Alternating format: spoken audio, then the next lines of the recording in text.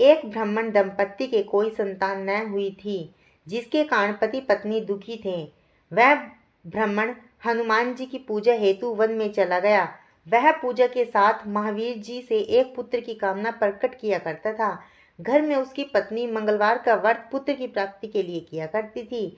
मंगल के दिन व्रत का भोजन बनाकर हनुमान जी को भोग लगाने के बाद स्वयं भोजन ग्रहण करती थी।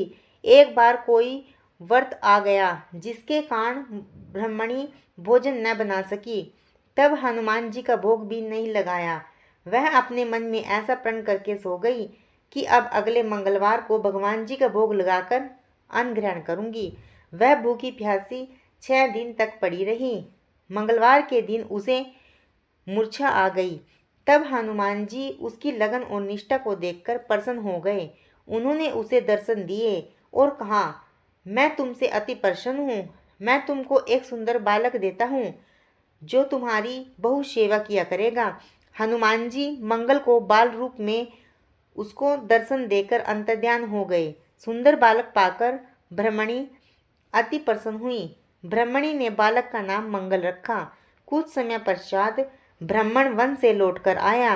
प्रसन्नचित्त सुंदर बालक को घर में कीड़ा करते हुए देखकर वह ब्राह्मण पत्नी से बोला, यह बालक कौन है? पत्नी ने कहा, मंगलवार के व्रत से प्रसन्न होकर हनुमान जी ने दर्शन दे मुझे बालक दिया है।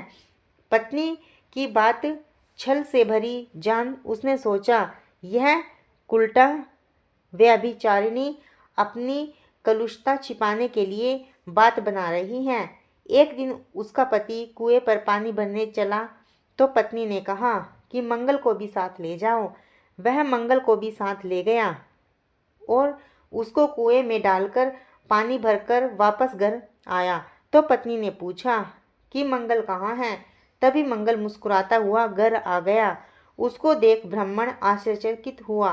रात्रि को उसके पति से हनुमान जी ने स्वप्न में कहा, यह बालक मैंने दिया है।